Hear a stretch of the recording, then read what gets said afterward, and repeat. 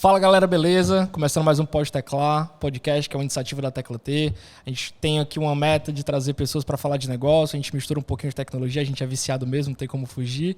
E é isso. Quem não assistiu os episódios anteriores, confere aí na descrição, tem vários papos legais. Então curte, compartilha, deixa seu like, comenta quem você queria que viesse aqui. Hoje o papo tá bem bacana, então vamos nessa. Galera, o Pode Teclar é uma iniciativa da Tecla T, como eu falei. A Tecla T é uma empresa focada em terceirização de qualquer segmento. Dentro da construção de um software, dentro da linha de tecnologia, você consegue terceirizar tudo com a gente. Então, desenvolvedor, UX. Então, procura a gente se você quer saber um pouquinho mais. Então, tem aqui na descrição também o contato da Tecla T. Então, falar um pouquinho dos nossos patrocinadores. Comecei falando da Tecla T, mas tem também a Hive. Então, tá com a ideia, dá para tirar do papel. Projetos de começo, meio e fim, seja ele um aplicativo, um site, um BI, o que você quiser produzir, fala com o pessoal da Hive que tem uma coisa bem legal. A gente também tem uma escola, então uma escola com foco de formação em desenvolvedores, analistas de BI. Se você quiser sair do completo nada, do zero de conhecimento nessas linhas e se tornar um profissional apto a pegar um projeto, então tem muito conteúdo bacana. E por último, mas não menos importante, tem a Script. Script é uma linha de marca, é uma marca de vestuário, onde a gente fala um pouquinho sobre tecnologia. A gente aqui no Pode Teclar tem uma coleção exclusiva, então tive o prazer de ajudar também na escolha dos modelos. Gostei muito, hoje eu estou com um modelo aqui diferente, no final a Larissa vai ganhar o dela. Então acompanha, tem muita coleção bacana. Quem estiver assistindo aqui, fala lá nos contatos que tem 10% de desconto, então acompanha. Empresa bem bacana. Então, bora nós. Galera, hoje eu estou aqui com uma empreendedora. A gente vai falar um pouquinho sobre o mercado de startups. É um segmento que está em crescente evolução aqui no Nordeste, principalmente. Então, vamos conhecer um pouquinho mais. Lari, boa tarde. Seja bem-vinda. Hoje obrigada. Vamos bater um papo aqui, não tem muita regra. O que vier na nossa cabeça a gente vai conversando, beleza? Beleza. Então, para começar, fala um pouquinho para o pessoal quem é a Larissa. Eu pergunto difícil quem é a Larissa. A Larissa tem 26 anos. Fundei a Mercadap aí há uns 6 anos. Foi lá em 2015, Caraca, já tem um tempinho, 2016, né? Já tem um tempinho. E a Mercadap nasceu lá em 2015 e tive um desafio muito grande, né? Eu estudava na época no IFCE, fazia técnico de informática. E lá participei de um projeto chamado BPID, na época, que hoje é conhecido como Apple Academy, um projeto da Apple muito bacana. E aí hoje, né, toquei a Mercadap, vendi a Mercadap, nós vamos bater mais esse papo. E hoje a Larissa é uma pessoa curiosa. Boa. Lari, então, deixa eu pegar então do comecinho. Então, tu estudava lá no IFCE, estava lá cursando, já na linha de TI, né? Tu sempre gostou da linha de computação? Como é que foi? Boa pergunta. Eu achava que eu ia ser médica, porque o meu pai queria que eu fosse médica. Ah, legal. Mas o meu irmão gostava muito da área de tecnologia, então ele começou, vamos dizer, a área de tecnologia, mais o conhecido jogar videogame. Certo. E aí ele foi crescendo muito nisso, gostava muito de jogar, então comecei a gostar de jogar também. Ele começou a assistir anime, eu comecei a assistir anime também. E aí a gente foi entrando muito nisso, a diferença de idade é de 2 anos só. E aí eu fui gostando muito, né? Então, na época, eu passei no IFCE para informática e me apaixonei, assim. Foi uma paixão. Sou louca, eu sou muito curiosa, como eu falei, né? Então, eu sou louca, assim, por coisas novas, descobrir algo. Então, acabei seguindo aí para a área de tecnologia por causa disso. Legal. Então, tu entrou, tu não sabia ainda, digamos assim, programar, aprendeu tudo lá? Não, aprendi tudo lá. Legal. O técnico do IFCE é um ensino médio, né? Então, na verdade, ensino médio. Ensino médio. Foi um ensino médio. É como se fosse equivalente ao primeiro ao terceiro ano. Exatamente. Só que você faz em 4 anos, né? E lá tem um fundamento técnico. Nesse caso, técnico de informática. Então, legal. Foi bem legal. Aprendi tudo lá. Inclusive, aprendi muito lá. Então, aprendi mais lá do que aprendi na faculdade, inclusive. Foi muito bacana. Mas, beleza. Então, tu participava dessa célula lá, que eu acho que tem uma influência grande da Apple. Ainda hoje, eu acho que ainda tem, né? Tanto que o nome mudou agora. Mas, e aí? Como é que foi esse estalo de ter a ideia Mercadap? Como é que foi? Boa. Inclusive foi lá, né? Eu estava terminando os 4 anos do IFCE e aí começou esse projeto da Apple Academy. E aí havia um teste, né? Eu participei desse teste, passei e aí entrei. Eram mais ou menos 40 pessoas que participaram desse projeto, surreal, assim, um projeto. Um local da Apple realmente feito pela Apple, de outro mundo, então muito bacana. E a gente começou a fazer um trabalho lá. São 1 ano e meio. Era na época 1 ano e meio, agora são 2 anos, mas na época era 1 ano e meio. E aí, durante 1 ano e pouco era de aula, você fazia alguns projetinhos de aprendizado e tudo, mas os últimos 3 meses você tinha que entregar um projeto. Foi aí que nasceu a Mercadap. Entendi. Vou te contar como, porque é legal essa história. A gente ia fazer, eu fiz mais com 2 pessoas, né? E um deles, que é o meu atual sócio, é meu esposo também. Uhum. Então a gente estava lá. Sócio de tudo, né? Sócio de tudo, da vida, da vida de empresa. E aí a gente ia fazer um aplicativo na época para casamentos. Certo. A gente estava pensando em casar, na época era noivos, então a gente, não, vamos fazer um aplicativo de casamento. A gente estava analisando isso, que a gente tinha que escolher um projeto. Tava quase tudo certo, a gente já ia começar a desenhar uma ideia de um aplicativo de noivos, de casamento, né? Mas aí a gente passou um estresse muito grande no supermercado de Fortaleza. Eram 18 horas, mais ou menos, muita fila. A gente foi no caixa rápido e nós levamos 2 horas para comprar queijo, pão, presunto e uma Coca-Cola. Era uma jantinha, porque o iFood na época estava chegando, então assim, não era muito comum você pedir coisas na internet. Então eu a acho gente que o iFood nem tinha supermercado ainda, talvez, né? Não, o iFood como restaurante estava chegando em Fortaleza. Tinha mais na área da Deota, então assim, não era tão usado ainda o iFood, né? Então a gente foi comprar ali a janta, né? No supermercado. E passamos 2 horas, foi bem estressante. Aconteceu tudo naquele dia. Inclusive, aconteceu tudo. Você imaginar aquela história assim do patins, a mulher vindo no patins, resolveu o caixa, porque deu BO. Então, assim, foi bem complexo. E aí, nesse dia, a gente olhou para aquilo e falou, pô, inclusive, a ideia surgiu na hora que nós estávamos esperando a mulher vir com o cartãozinho para autorizar lá o coisa que tinha dado errado. E aí a gente pensou, pô, isso aqui não é possível. Tem que ter uma coisa diferente. E o iFood estava começando, a gente estava olhando para isso já, né? Então, a gente falou assim, já pede restaurante, por que não pede supermercado? E aí levamos essa ideia para casa e foi assim que surgiu a ideia da Mercadap e a gente mudou e começamos a estudar mais. Aí, se quiser, eu conto um pouquinho. Legal, vamos entrar. Mas, Lara, nesse momento aí, na fila do caixa mesmo, a ideia era só que não precisasse estar lá naquele momento. Já nasceu com a ideia do delivery. Exatamente. A ideia era ser delivery. Como é que o supermercado pode ser entregue na casa das pessoas sem você precisar estar lá? Entendi. Essa era a ideia. Entendi. Tá, então, aí nesse momento aí, tu estava ainda estudando, estava dentro desse projeto, né? E aí escolheu fazer com que o teu projeto final fosse o Mercadap, ou não? Exatamente. Isso, certo. Exatamente. Entendi. E aí como é que desenvolveu isso? Tipo, eu sei que tu gosta também de programar, o teu sócio também gostava? Sim, todos nós lá no projeto só eram programadores, né? Eram só programadores. Hoje o projeto é aberto para designers, PMs e tal, mas antes era somente programador. E aí a ideia era a gente fazer um aplicativo durante esses 3 meses em iOS. Certo. Ah, pô, isso aí é uma coisa legal pra galera entender. Essa célula é uma iniciativa, uma parceria da pública-privada da Apple com o nosso governo, mas não faz sentido a Apple formar a galera e usar uma tecnologia de fora. Então, fazia sentido usar o ecossistema da Apple, né? Então, tinha que ser nativo. Exatamente, tinha que ser nativo e iOS. Então, a gente tinha que desenvolver ali iOS, né? Tanto que o Android da Mercadap só nasceu no fim do ano, depois que a gente terminou. Isso foi mais ou menos em setembro. A gente fez o projeto de setembro, outubro, novembro, mais ou menos, a gente terminou o projeto iOS. E a gente iniciou em dezembro o projeto do Android. Entendi. A gente não fez que lá normalmente as startups começam ao contrário, né? Contrário, com até certeza. porque é um ecossistema caro para você conseguir montar, começar a desenvolver, o conhecimento dessa linguagem é diferente. Cara, legal. Foi o contrário de vocês, né? A gente não tinha muita opção. Mas foi muito bom, inclusive, porque a gente tinha expertise, né? Então, a gente estava sendo, né, estudado para aquilo, estava estudando para aquilo, então fazia muito sentido, né? E aí foi quando nasceu ali a primeira versão da Mercadap, inclusive, informações privilegiadas.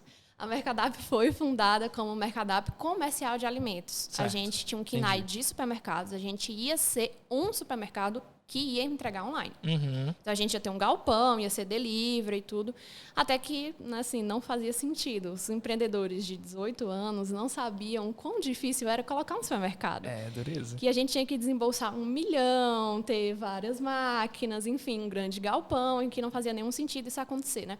E aí foi quando, depois que a gente saiu do projeto, a gente entendeu que, para ir para o mercado, a gente não tinha como ir para o mercado desse jeito, a gente precisaria mudar um pouco.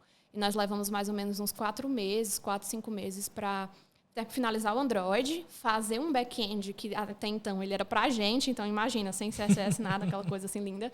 E aí a gente teve que fazer um back-end para o lojista e a gente fez a adaptação para ser um marketplace. Então a nossa ideia foi realmente transformar o Mercadap num aplicativo de marketplace, que foi assim que ele foi para o mercado. Então você entrava lá, colocava o seu CEP, tinha vários supermercados e era assim que funcionava. Não é o que é mais hoje, mas era assim que funcionava. Legal. Mas assim, tu usou esse projeto até então para concluir o curso e aí depois que ele ganhou o mercado, então vocês começaram a desenvolver. Em que momento vocês disseram, cara, esse aqui é o projeto que a gente tem que se dedicar full time e para colocar no mercado mesmo? Demorou muito tempo dessa etapa da apresentação do projeto para frente? Na verdade, em setembro, quando a gente decidiu que ia fazer isso, eu me entreguei com tudo. Falei, isso aqui.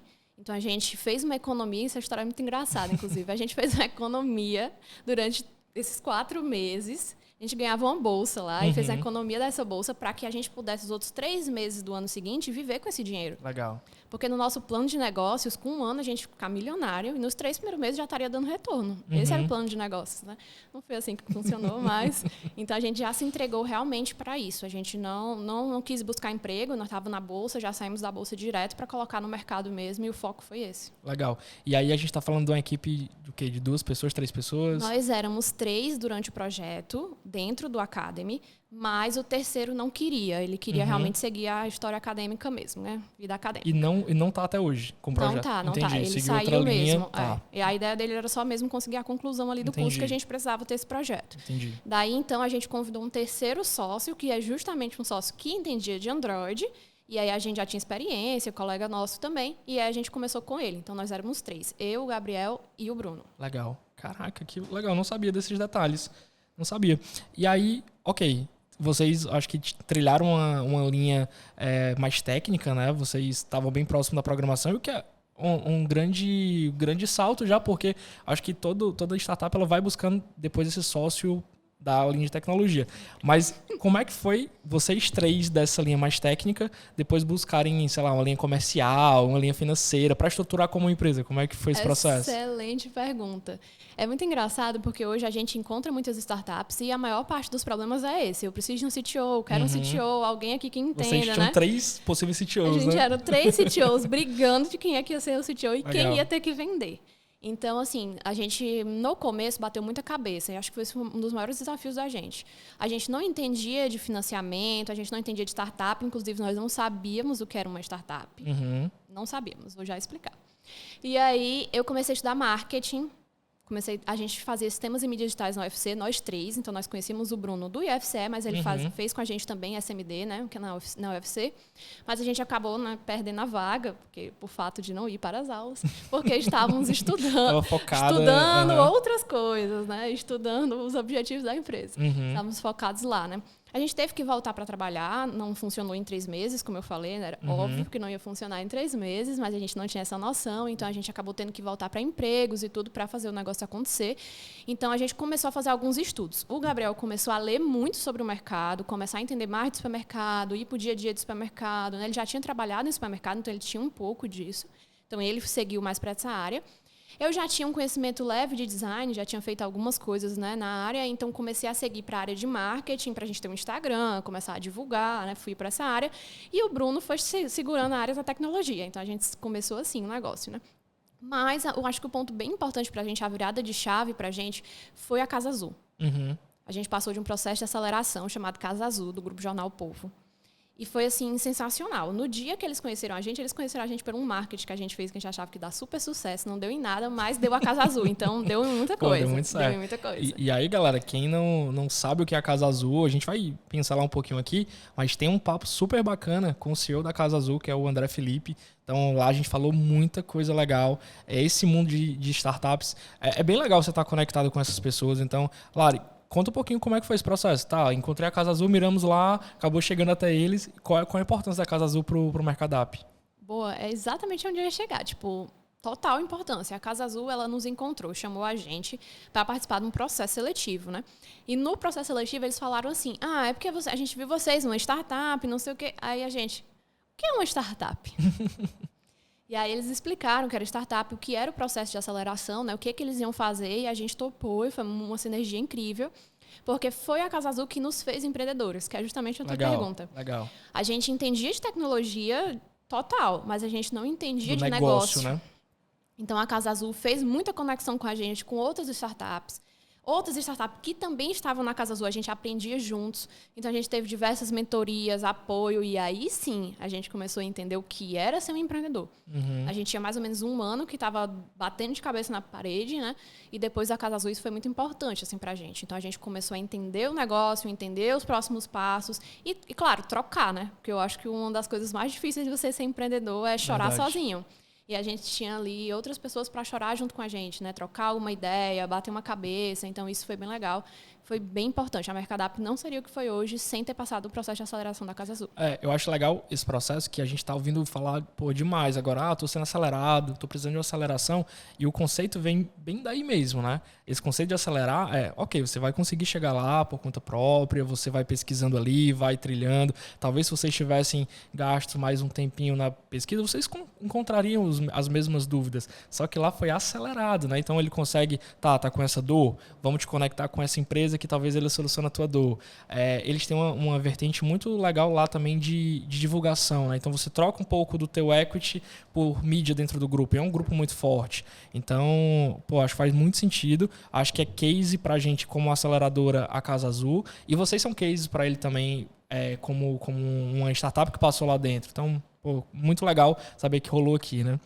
E Lari, a gente está falando de alguns pontos, né, dessa construção, mas para o pessoal entender o que é o Mercadap. Se ele quiser baixar agora, onde é que eu encontro? Eu boto o Mercadap, eu encontro. Me explica para a galera um pouquinho, que é um pouquinho diferente, né? Hoje é mais difícil. Como eu falei, a gente tinha lançado quanto marketplace mesmo. Então, era um app da Mercadap que tinha tudo dentro. Mas a gente precisa se adaptar ao mercado. O empreendedor que tem sucesso não é o empreendedor que faz só o negócio acontecer. Ele precisa fazer o negócio acontecer pro cliente. Verdade. Ele tem que ser apaixonado pelo problema e não pela solução. A gente demorou, a gente era muito apaixonado pela solução e a gente teve que aprender a se apaixonar pelo problema. E o dono do supermercado, o supermercado em si, ele tem produtos que são iguais. Diferente do iFood, onde você compra uma pizza de mussarela de R$50, você compra uma de 10, você compra uma de 100, depende. São pizzas diferentes de mussarela. Agora, o leitinho é o mesmo leitinho. Então, a gente começou a existir um problema de preço. A gente começou a entrar numa situação onde o supermercado ele não queria divulgar mais aquilo, porque a única diferencial dele era preço. Hoje, claro, a gente sabe que tem outros diferenciais que podem ser feitos, mas assim, o preço é muito claro, principalmente quando a gente está falando de um tipo de produto de supermercado. Então, a gente teve uma dificuldade bem grande quando a gente começou a crescer. E aí, um dos nossos clientes chegou para a gente e disse assim, olha, gente, eu vou fechar com vocês porque eu vou fazer o meu próprio app. Só que a gente, né, claramente achava que em um ano ia ficar milionário, que ia dar tudo certo. Nós já tínhamos pensado que o Pão de Açúcar ia querer nos comprar. Legal. Então, o nosso aplicativo, naturalmente, a gente já pensou nele white label. Por quê? Porque a gente pensou, agora quando o Pão de Açúcar me comprar, eu transformo em verde, troco a logo aqui pro Pão de Açúcar, tá resolvido, Legal. né? Eu posso vender. Até pra galera entender o que é esse termo white label, né? Então, a gente tem meio que uma casca, é como se fosse uma caneca.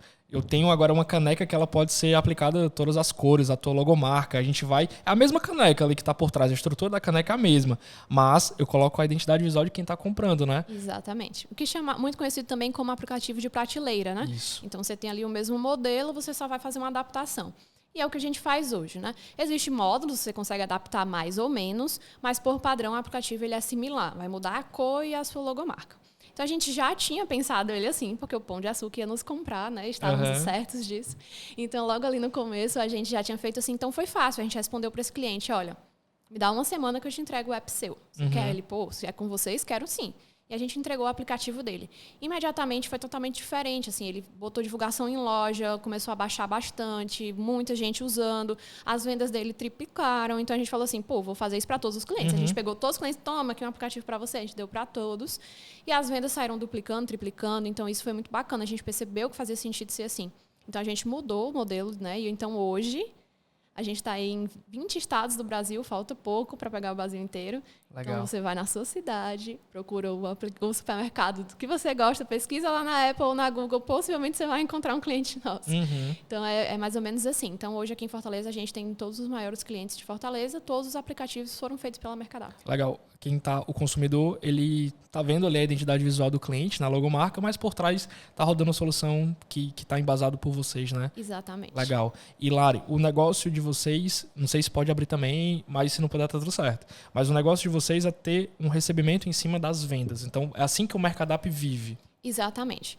Qual a diferença só que a gente tem em relação ao padrão do mercado, tá? Porque o que a gente conhece de iFood, por exemplo, é um percentual, né? Isso. Só quando a gente fala de percentual em supermercado, a gente está falando de uma margem que ela é bem pequena.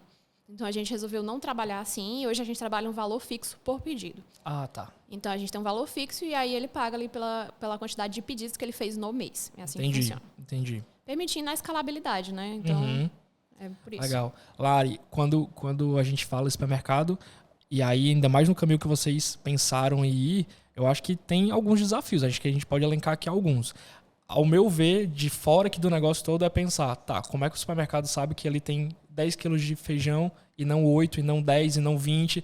Hoje, como é que vocês solucionaram um desses problemas? E aí, se quiser citar já outros desafios da plataforma, fica à vontade. Nossa, esse é um problema muito sério, assim. Hoje, um dos maiores desafios da Mercadap hoje é a ruptura. Então, o supermercado tem muita ruptura, então há uma dificuldade. A gente faz alguns trabalhos de imagem de segurança, faz toda uma separação de estoque. Alguns clientes nossos já possuem dark store, então ajuda bastante. Mas há uma quebra bem grande, assim. Esse é um problema de ruptura. É um dos maiores desafios que a gente tem hoje. Os desafios são maiores, né, da Mercadap hoje. É ruptura e logística. Então, quando você tem uma malha como o iFood tem, é muito mais fácil, Verdade. porque ele não ganha no motoboy, ele ganha na venda, né? E aí fica bem complicado o processo. Então, a Mercadap não entra no delivery, a gente só entra na solução tecnológica. A partir do momento de separação, a gente tem um aplicativo de separação que ajuda ele a fazer toda a separação de uma forma mais eficaz, integração com RPs e PDVs, que são os sistemas dos supermercados, né? Então, ele não precisa passar pedido a pedido no caixa, isso já é tudo automatizado. A experiência do shopper, né, que é o próprio separador da loja, funciona bem. Mas depois disso, então a gente tem parceria com diversas empresas de delivery, justamente para ajudar a aumentar o tamanho dessa malha, mas é um desafio muito grande. Logística e ruptura. Legal. Mas tu contou num caso que um cliente já te procurou e ele já meio que queria fazer o aplicativo dele, então imagino que até a cabeça dele era um pouquinho mais aberta, já tinha entendido as necessidades. Mas teve algum caso que vocês chegaram, sei lá, numa conversa, ou foi mais difícil explicar para ele? Cara, isso aqui é uma solução, tu vai ter isso aqui de benefício. Ele, não preciso não, meu supermercado aqui já tem tantos anos. Existe isso no segmento de supermercado? Demais, demais. O segmento de supermercado, eu acho que é um dos mais difíceis para entrar no campo do e-commerce, né? Inclusive, é um dos mais atrasados em relação ao que a gente tem de e-commerce aí no mundo, né? Porque é muito comum, as pessoas querem ir se servir, é self-service, o supermercado é self-service, então para o supermercado é barato também manter um local self-service. Claro que tem reposição, tudo isso, mas é barato. Diferente de que vem uma pessoa se servir e agora eu vou servi-la. Então há um custo maior nisso, né? Que é exatamente o desafio da logística. Então a gente ainda escuta hoje, 2022, pós-pandemia, não precisa disso, não faz sentido, o meu cliente vai vir em loja. Entendi. Então, a gente ainda tem esse desafio muito grande. A pandemia quebrou muitos obstáculos para a gente, com certeza. Quem já estava com a gente antes se deu muito bem. Outros entraram no meio do negócio. Mas hoje, assim, claramente, quem está hoje venceu muito na pandemia porque estava antes. Já tinha estrutura, já estava preparado. Né? Depois, quem veio na pandemia ainda está se arrumando, se equilibrando, Entendi. né? Ainda estamos em pandemia, né? Mas o negócio se equilibrando, né? Então, ainda há uma dificuldade de venda. Tem essa cabeça mais fechada, né? Ainda tem. Entendi. É o cara que talvez seja pegado, não, esse meu corredorzinho aqui, vou colocar o produto que tem mais margem, vou aproveitar que o cara vai lá. Se esse cara depender de mim, pô, tá lascado, porque eu não gosto de ir no supermercado, eu não acho que é um passeio. Então, se eu puder fazer online, eu faço online. Mas acredito que para algumas pessoas ainda tem essa cultura, né? Não é o meu caso, eu prefiro fazer online. Acho que o que eu puder comprar online, eu estou dando preferência hoje. E aí, esse cara que hoje briga só por preço, eu concordo que para ele tá bem mais difícil mesmo. Porque, tá bom, eu tô vendo aqui que tem um pacote de arroz que custa, sei lá, R$5 e no outro concorrente dele tá mais barato, então eu tô na minha casa, eu aperto um botão ou 15 botões, que seja, eu faço 15 pedidos, vão chegar na minha casa, eu pago mais barato, né? Diferentemente desse cara, talvez no passado eu tinha que ir num canto, eu não ia em outro supermercado porque estava mais barato uma coisa. Então, acontecia muito isso do supermercado também mesclar os preços, né? Então, tá mudando. E eu acho que faz sentido também ainda existe um pouco dessa cultura, porque foram muitos anos dessa construção desse mercado, né? Então, é um processo. Talvez mais cedo ou mais rápido, mas vai mudar esse processo. Trazendo um dado só para contextualizar, em torno de 4 a 5% é a média nacional do que é vendido online versus o físico. Caraca, tem muita oportunidade ainda para aumentar, muito baixo né? ainda, tem muita oportunidade. A gente tem clientes que chegam a fazer 20% a 25%, mas a média nacional é de 4% a 5%. Então, é bem baixo ainda. Quando a gente fala de outros países, como a França, por exemplo, é totalmente diferente, né? Mas a gente ainda está em processo aí de evolução. Caraca, então, acho que já é bom o mercado, obviamente, para vocês, mas tem um potencial, gigantesco ainda para expandir, né? Que legal, que legal. Lari, a gente falou um pouquinho sobre a solução, né, do que é o Mercadap. Mas eu queria entender um pouquinho agora de como é que a cabeça da Larissa pensa. Então, vamos lá, eu estou aqui de frente para uma mulher que veio da área de tecnologia. Vamos começar primeiro pelo nosso setor, né? Como é que tu enxerga hoje a presença das mulheres no setor de TI? Então, falando de desenvolvedores, falando de processos, de QA, de maneira geral, toda essa cadeia de TI, como é que tu enxerga hoje o papel da mulher nessa área? Boa. Primeiro, vou te trazer uma informação que nós somos mais mulheres no mundo do que homens. Uhum. Então, a população é maior de mulheres do que de homens. Quando a gente fala na área da tecnologia, isso não acontece, né? A gente tem muito pelo contrário. Até, acho que, se eu não me engano, são 18% da quantidade de mulheres menor, dentro, né, da área da tecnologia. Então, é bem menor. E isso acontece muito, Rafa, minha visão é a seguinte. Quando eu entrei no ensino lá do IFCE, por exemplo, nós éramos 6 mulheres, numa turma de 50, 60. Entendi. Então, em torno de 10%. No final, formou 2. Eu e mais uma. E aí, o que acontece nesse meio do caminho? É falta de representatividade. Então, isso é um problema. Então, assim, é isso que eu vejo hoje. Na Mercadap, quando eu comecei, eu falei, né, eu segui mais para uma área, fui olhando para a parte de marketing, sucesso do cliente, fui fazendo a área de operações acontecer. Recentemente, está com 5 meses, eu voltei para tocar a área de tecnologia. Na nossa área de tecnologia, antes de eu voltar, a Mercadap toda, só para vocês terem ciência também, a Mercadap toda, nós somos 65% mulheres, na empresa inteira. A nossa liderança é maior mulher do que de homem também. Mas na área de tecnologia isso não acontecia, dentro da minha própria empresa. A gente era mais mulheres, mas em outros setores. Na área da tecnologia, não. Faz 5 meses que eu voltei e hoje nós somos 50-50, homens e mulheres. Ah, por que está dizendo isso? Porque precisa ter mulheres no topo. Se eu te fizer uma pergunta de um homem que fez alguma história, algo na tecnologia, você vai dizer vários. Steve Jobs, sabe, Bill Gates. Se eu te perguntar uma mulher. A gente não tem isso na ponta da língua. Então, a gente precisa ter mais mulheres no topo para que as outras se sintam confortáveis. Então, quando hoje sou eu que estou liderando o time de tecnologia e eu sou uma mulher, as meninas que são contratadas permanecem. Porque elas sentem que elas são ouvidas, que elas vão ter espaço, mesmo que haja algum tipo de machismo entre os colegas, né, que pode existir ainda. É natural, nós todos somos machistas, então assim, é natural, mas elas veem que há espaço, porque se há uma mulher lá, eu vou chegar também. Então falta muito isso, assim, eu acho que esse é o maior desafio que a gente tem hoje, é ter mulheres no topo. E aí, às vezes, me fazem uma pergunta, inclusive eu fiz um post no meu LinkedIn falando, não, que algumas pessoas me perguntam, mas como é que eu faço para ter mulher? Não tem mulher preparada, não acho mulher. Não, tem sim. Tem muita mulher preparada e você acha sim. O problema é que você não atrai. Nós estamos cansadas, é fato. Tem que se provar todo dia, repetir aquilo todo dia, mostrar que você é capaz. Isso cansa muito. E quando você tem mulheres no topo, as meninas ficam menos cansadas. Então, acho que essa é a diferença assim, que a gente precisa trabalhar cada vez mais. Então, essa é a minha visão quanto às mulheres. Não acho que falta no mercado, acho que tem muita. E eu acho que isso precisa vir desde a escola, né? Desde a formação até as empresas. A gente vê mais mulheres cada vez no topo, mulheres de tecnologia cada vez mais no topo, para a gente fazer essa diferença, né?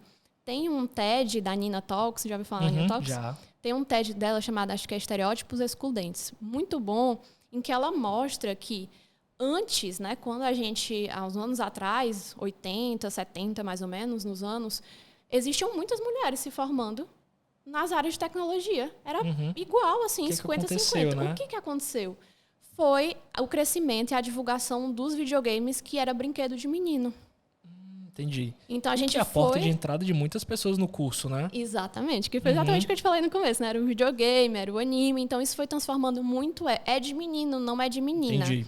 E foi transformando as mulheres a entender que elas não caberiam ali. Então, a gente precisa transformar isso. Estudos dizem que são 120 anos, mais ou menos, para a gente fazer equidade. Mas eu estou na luta para que a gente faça isso em menos tempo. Queria fazer em vida ainda. Mas é bem difícil. Massa. Não, bacana ver essa visão também. E aí, talvez a gente vá agora para um outro ecossistema tão desafiador quanto ou mais, que é agora mulheres à frente de startups, né? Não só na linha de tecnologia. Como é que tu tá vendo no segmento de startups isso? Rafa, essa é uma pergunta que dói, assim. É uma pergunta que dói, porque, inclusive, a galera já falou, não sei dados assim de cabeça agora, mas, assim, de que mulheres CEO recebem menos investimentos nas suas startups do que CEOs homens. Caraca, entendi. Isso é bem difícil. Eu passei por muita coisa, né? Mas o CEO da Mercadap sempre foi o Gabriel. Uhum. E muito porque a gente entendia que era mais fácil se o Gabriel fosse CEO. Ia ter uma aceitação diferente. Tanto para o mercado quanto para mim. Uhum. Então, assim, é difícil. Você tem que estar se provando a todo momento, repetindo a todo momento, né? Então, há um desafio bem grande ainda, principalmente porque a gente é uma startup na área da tecnologia que trabalha com o setor de varejo mercadista. Então, há um desafio ainda maior, né? Então, assim, é difícil. Eu conheço várias meninas, inclusive aqui de Fortaleza, a gente tem várias meninas que são CEOs, né? São mulheres, assim, extraordinárias e fazem coisas incríveis. Então, assim, não existe isso. A gente precisa começar a quebrar mais. Mas é como eu te falei, a gente só vai quebrar na hora que o pessoal vê que existe mulheres ali, né? Entendi. A gente vai quebrando mesmo quando as mulheres começarem a conquistar cada vez mais. Legal, legal. E, Lari, voltando um pouco mais agora para o produto de vocês, para o Mercadap. Tu falou um pouco da trilha de construção, desafios iniciais. E aí, até o momento de vocês prepararem isso para uma venda. Tava nos planos de vocês? Não tava? Chegou? Como é que foi essa chegada do convite, né? Boa. Inclusive, tem um negócio legal aí também, que foi outras participações que eu já fiz. O pessoal pergunta muito também como é ser um casal empreendedor, né? Entendi. Uhum. E acredita que foi um ponto do nosso processo de aquisição? Mais um ponto de dúvida de quem estava investindo? Exatamente. Um ponto de... Tanto nos investimentos que a gente passou, quanto na aquisição do... É um casal, e aí, né? Uhum. Se separar, então, como é que faz? Acho que talvez essa seja a maior preocupação. Muita gente pergunta bastante sobre isso também. Mas, assim, a gente tinha em mente um objetivo de... É 50-50. Tu fica com o iOS, ele fica com o Android. Brincadeira. Eu quero o iOS. Pois é. A gente teve esse desafio de saber que a gente tinha duas opções no crescimento. Uma, ou a gente ia adquirir outras, ou a gente ia ser adquirida. Startup é isso. Uhum, faz né? parte Então, do processo, a ideia né? realmente é você vai pegar algo inovador, algo que não está sendo feito, algo que você não sabe qual é o próximo passo. Uhum. Então, a gente não sabe, sempre o próximo passo ninguém sabe. Nós estamos fazendo em conjunto, inclusive, além da gente, várias outras estão fazendo em conjunto com a gente. Quando a gente lançou no Brasil, não tinha nenhuma no Brasil. A gente já acompanhava Rappi e Instacart, que são fora. Mas aqui no Brasil a gente não tinha. Então, eu não sei qual é o próximo passo, né? Eu tenho que aprender o próximo passo. Então, isso é a startup. Quando aquilo funciona, ou você cresce e começa a trazer mais outras startups para dentro de você, ou você é adquirida. Não tem muito para onde correr. Essa é a ideia mesmo de fazer uma startup, né? Você arriscar algo que uma empresa grande não pode arriscar. Exato. Então, é isso que a gente fez. A gente imaginava que a gente ia ter uma venda. A gente imaginava que seria, sim, para alguma empresa de RP, PDV. A gente entendia que esse seria possivelmente o caminho. A gente já vinha de olho, mas a gente não achava que ia ser agora. A pandemia impulsionou muito para que a gente fosse vendido. Então, foi no comecinho de março de 2020 que a pandemia começou. A gente fez 10 vezes mais de um mês para o outro. Caraca. Nosso GMV era 1, no mês seguinte foram 10 vezes mais. Então, assim, foi bem absurdo isso. A gente teve que aumentar time, a gente duplicou, né, um pouco mais do que o dobro do time nessa época. Então, houve um mercado esquentou muito. E a gente começou a ter Mercado Livre entrando. Verdade. A gente começou a ter a Amazon entrando, o Magazine Magazine Luiza entrando, a Americanas entrando, o Submarino entrando. Então, começou todo mundo a entrar nessa área de supermercado. Essas grandes empresas, opa, a gente precisa fazer alguma coisa. E todos os nossos concorrentes e a gente fomos adquiridos em 2020/2021. Entendi. Então, todo mundo entendeu. É a hora agora, vamos comprar essa galera, porque a gente precisa olhar para isso. E aí foi quando a gente teve essas conversas aí com a Lynx, que hoje é Stone, né? E aconteceu, assim. A gente imaginava que ia acontecer, mas esperava uns 3, 4 anos à frente. Não, né? A startup tinha 5 anos, 4, 5 anos, é bem nova, é um early exit.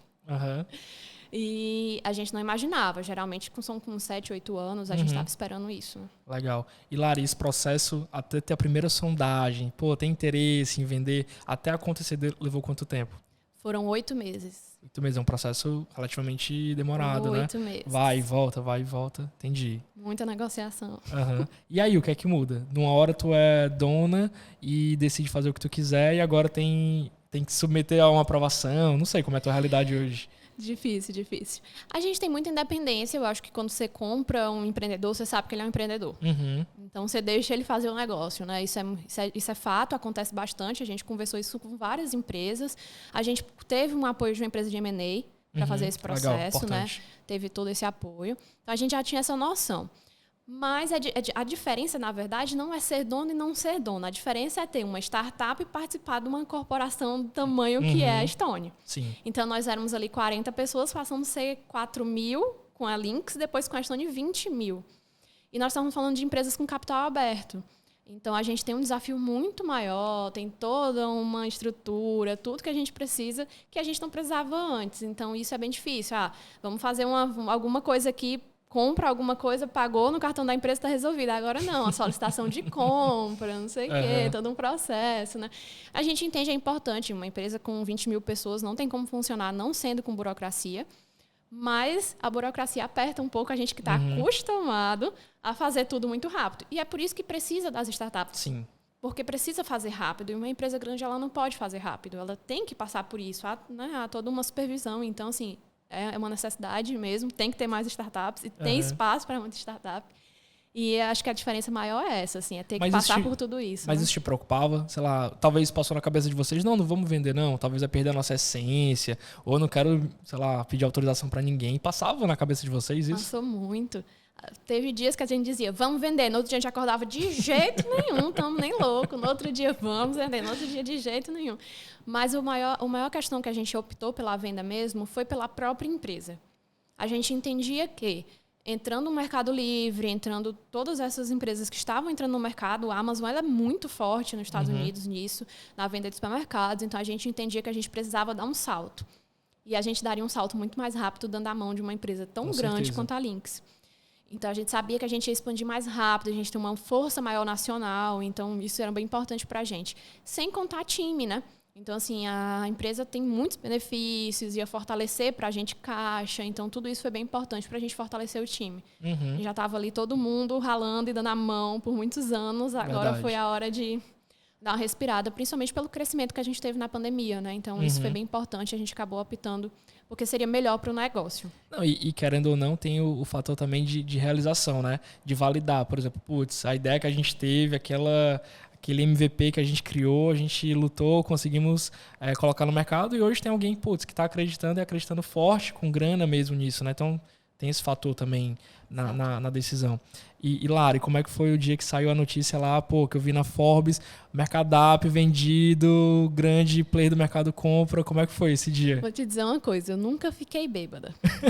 Inclusive, o objetivo do meu time é me deixar bêbada. Não conseguiram ainda? Não conseguiram. Eu não bebo, né? Nunca fiquei bêbada. Mas eu tenho enxaqueca, não bebo, inclusive, porque eu tenho enxaqueca. Certo. Rafa, vou te dizer, eu acho que é uma situação de como estar bêbado. Porque eu não lembro de nada. Eu tava com uma enxaqueca tão grande naquele dia, tão grande, eu só lembro que eu assinei, assim, era assim, lotou minha mala de mão de volta de Fortaleza para São Paulo só de papel. Eu assinei tudo aquilo, eu me lembro que eu assinei, porque, assim, foram várias vezes. Mas foi um dia, assim, em êxtase, foi um dia em êxtase. Como saiu muita reportagem, saiu no Jornal O Povo, saiu na Forbes, e aí foi muito divulgado, os nossos telefones não pararam, assim. Muita gente ligava, muita gente queria saber o que estava acontecendo, o ecossistema de startup inteiro, porque até então a gente não podia dizer nada, a empresa de capital aberto, então a gente estava totalmente sem encontrar nada. A gente juntou o time inteiro em Fortaleza, estávamos os 3 em São Paulo, mas o time inteiro estava aqui em Fortaleza, esperando no telão a notícia, ninguém sabia o que era, estava todo mundo nervoso, e a gente passou a notícia, eu queria entrar por dentro da tela, assim, e sair aqui em Fortaleza, porque estava todo mundo junto, e a gente não se conhecia, foi o primeiro encontro presencial, porque foi na pandemia, né? E aí foi assim, nossa, mas foi muito gostoso, assim, foi um momento muito gostoso, de muito reconhecimento, assim, foi bem importante para o time, assim. A gente tinha medo, claro, de cultura, como é que as coisas iam acontecer, mas a gente foi muito defensor disso. Então, a Lynx, ela é como se fosse assim, uma empresa de várias microempresas. Então, a Lynx, acho que a gente foi a 25ª, eu acho, adquirida da Lynx. Inclusive, eu fui a primeira mulher sócia adquirida de todas as empresas que a Lynx adquiriu. Então, acho que a gente foi a 25, se eu não me engano. Então, assim, já tem várias outras empresas. Então, funciona como se fosse verticais, eles chamam de verticais, que são várias empresas. Então, cada uma vive a sua vida mesmo, mas integra com a outra, troca ideias, principalmente na gestão de lideranças, né? Então, é mais ou menos assim que funciona. Então, a gente continua tendo as mesmas rotinas e ganhamos muito benefícios, né? Então, Acho que só foi bom. Legal. Até agora só foi muito bom. Não, muito bom. E Lari, mudou algo no dia a dia de vocês? Por exemplo, acho que tem uma coisa legal de citar para o pessoal. Como é que é a rotina de vocês, né? O formato de trabalho. Hoje vocês são 100% remoto, né? 100% remoto. E a gente continuou 100% remoto. Uhum. Inclusive, isso é uma coisa muito legal. A Lynx quer buscar isso com a gente, né? Legal. A Lynx inteira bate ponto, exceto o time da Mercadap. E aí eles querem ajudar, que a gente ajude aí como não fazer todo mundo ter que bater ponto, né? Então a gente trabalha em cima de OKRs, que é uma metodologia de metas, né, e objetivos. Então a gente não controla tempo, não controla hora das pessoas, é só mesmo entregas. Então é assim que funciona. A gente somos hoje 40 e poucas pessoas, todos da sua casa. Não há escritório, pessoas espalhadas em todo o Brasil, inclusive fora do Brasil. E a gente faz um trabalho totalmente remoto e a Lynx manteve isso. Então, assim, eles não furaram nada na nossa rotina. Eles foram bem respeitosos, né, no nosso modelo de trabalho, como a gente funcionava. Está sendo super bacana. E, inclusive, aprendendo com a gente, né? Porque certeza. depois da pandemia, todo mundo quis aprender. A gente era remoto desde antes da pandemia. Não foi um ponto de pandemia. Era uma ideia da Mercadap mesmo, que começou para economizar dinheiro. Mas era uma ideia da Mercadap mesmo, fazer isso, né? E a gente queria a longo prazo mesmo fazer isso, e aí deu certo, a pandemia só alavancou, e agora a gente está apoiando aí a Lynx a dar passos de pelo menos ficar híbrido, né? Uhum. Massa, Lari. E assim, é muito legal que é um case de sucesso, e pô, eu fico super orgulhoso pelo nosso mercado, né? Pô, isso é muito legal ter um case de sucesso desse, uma aquisição de um grupo forte, né? E encontrar uma startupzinha, pô, do Ceará, que a galera tem um preconceito gigantesco, né? Então, pô, que legal, que legal. Lari, hoje, e aí talvez até antes, é mais pra galera te conhecer um pouquinho mais. O que é que tu gosta de fazer pra se divertir, ou passar teu tempo? Como é que a Larissa fora da Mercadap? Dá para ouvir um vixe aqui, vixe, vixe bem cearense. Rafa, eu sou jogadora oficial de board games. Board game, certo. Porque quando você trabalha o dia inteiro no computador, você só quer não olhar mais para aquilo. Então, a gente saiu do jogo digital, apesar de que a gente joga muito digital ainda, mas a gente saiu do digital e passou a jogar no físico. Então, o jogo de tabuleiro, assim, é o meu grande hobby. E fora isso, estou com 1 ano de aula de canto, olha só. Ah, é? Quem sabe o The Voice Caraca. 60, porque daqui para lá tem muito chão. Uhum. E toco ukulele. Olha Então, aí, me divirto legal. muito, assim, música é muito legal pra mim, então eu me divirto muito com isso. E board games. Uhum. Que massa, que massa. Lari, tem um momento aqui do nosso podcast que a gente tem um gamezinho, uma pergunta um ou outro, ou o que é que tu pensa. Não tem muito uma resposta certa, mas entender um pouquinho de como é que é a linha que tu vai pensando. É tipo assim, cantora preferida, Sandy? Não, a gente pode incluir, a gente pode incluir. Lari, se você pudesse falar alguma coisa pra si no primeiro dia que você abriu o seu negócio, o que é que tu falaria pra aquela Lari? Vai dar certo. Confia que Confia e vai. vai Se ser legal. joga. Uhum. Massa, massa. Diga um filme ou livro que todo mundo deveria assistir ou ler. Não necessariamente ligado a empreendedorismo, ligado a startup, mas é livre também. Inteligência Emocional, de Daniel Goleman. Recomenda. Não dá pra gerenciar uma empresa sem inteligência emocional. É Não desafiador, desafiador. Todo dia tem um bucho diferente. Lari, se você pudesse se tornar o CEO ou a CEO de uma empresa por um dia, qual seria essa empresa? dá. Apple. Apple, por quê? Tem algum... Sou fangirl. Não, mas assim, eu sou muito apaixonada pela ideia da Apple de fazer um produto de qualidade. Então, a Mercadap nasceu muito com isso. Inclusive, a primeira logomarca da Mercadap era uma abóborazinha. Ah, é verdade. Que a verdade. ideia era ser, tipo, como a Apple, uma maçã, era ser uma abóbora. massa. Essa era a ideia. Então, é uma empresa que eu vejo, assim, que ela tem muito cuidado, assim, o cuidado, a dedicação, o detalhe, o cuidado com o detalhe, isso para mim é muito importante. Então, um dia na Apple, assim, com o Tim Cook, olha só, seria top. Massa. Lari, quem é a pessoa que você mais admira atualmente? Gabriel. Olha aí, tem que pegar esse cortezinho aí, viu? Tem que ter uma cara, assim, de apaixonada. Lari, o que é que você sonha hoje em ser ou ter daqui a 5 anos? Eu sonho em ser uma neurocientista. Uhum. Queria resolver, sei lá, a cura do Alzheimer. Alguma coisa.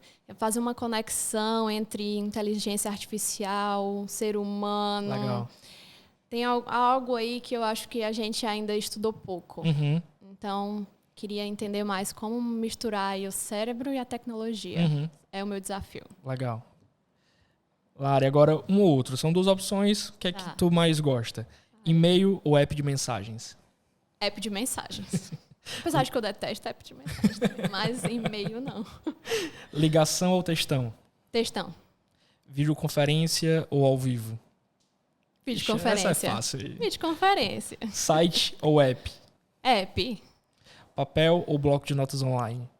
Nenhum dos dois. Pode ser tablet com canetinha. Certo. Tablet com a pencil. Legal. Pendrive ou nuvem?